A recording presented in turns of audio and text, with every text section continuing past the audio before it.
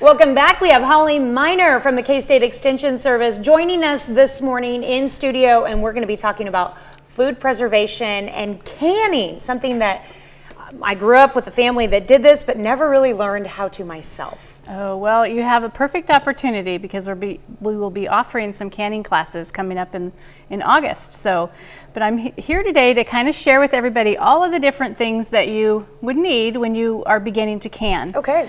So there's two canning processes. There's a water bath canning process and a pressure canning process. And we're going to focus on the water bath method today. That's where we process foods that are high acid foods. So the pickles, jams and jellies, fruits, those kinds of things, those are high acid foods. The low acid foods, most of your vegetables, any meat, fish, or seafood needs to be pressure canned. Okay. So that's the difference in the two.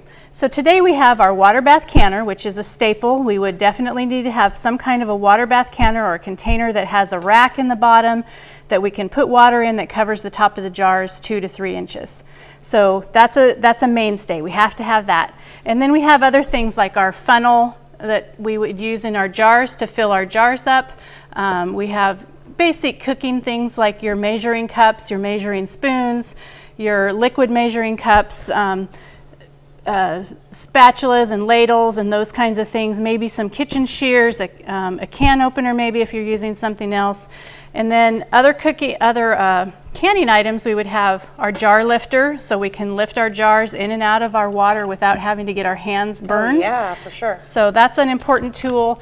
And then this little guy, and this one is a two-use tool. So we use it to measure the headspace in our jars where we go this way, and then we can also use it to clean, or not clean, but to let the air bubbles out. So when we have food in our jar, we use this side to release the air bubbles because we want our food to not have any air bubbles in it. Wherever there's an air bubble, it could change the color of the food, but we also want to make sure that the food is up in the jar where it needs to be. And then when we process it, we leave a certain amount of headspace in the jar. Each one of these are 1/4 little increments, so depending on the food, we leave a headspace for that. And why would it matter for different types of food, the amount of headspace changing? Yeah, so that's a great question. If you leave too little headspace, the food will bubble up when it heats and it might come out of the jar.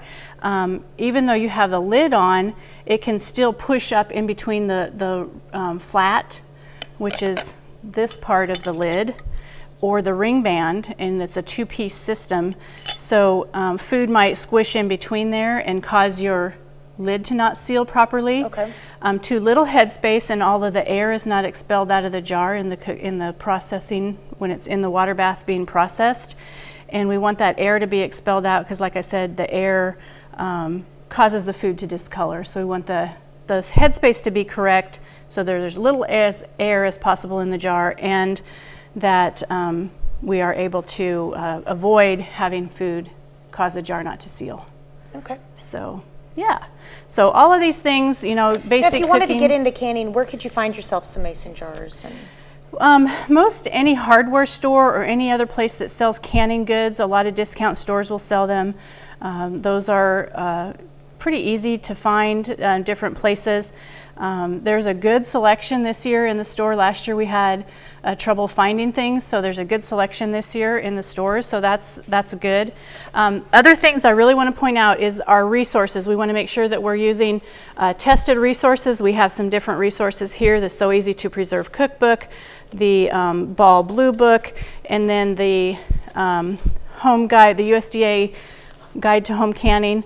All of those are great resources. This is available on the National Center for Home Food Preservation's website. It's a free resource. It's a downloadable PDF.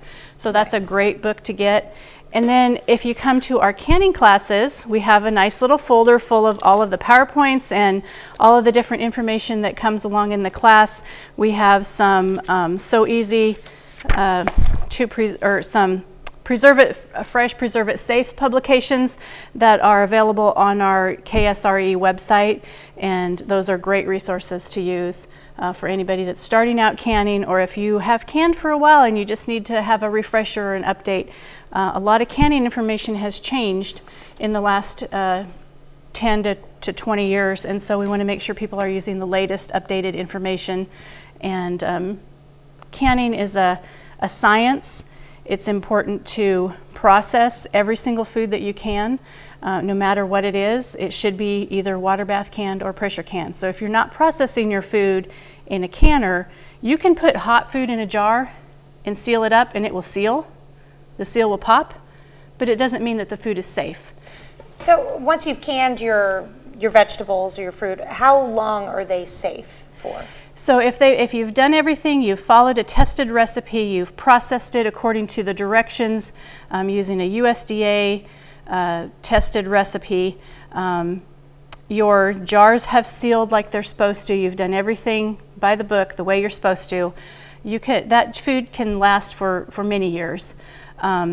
It's best to be used within the first year that it's canned. Okay. After that, the quality goes down and the appearance goes down. Okay. So, real quickly before we go to break, tell us a little bit about when the classes are. We'll dig into those when I have you back later this morning. okay.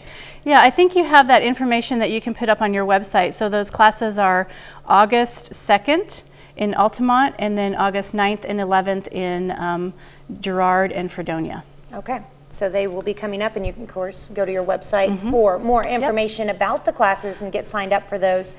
In the meantime, I'm going to let you get set up, and we'll have a little demonstration coming up on the KOA Morning News on Fox 14. Yeah. Looking forward to that. We'll be right back.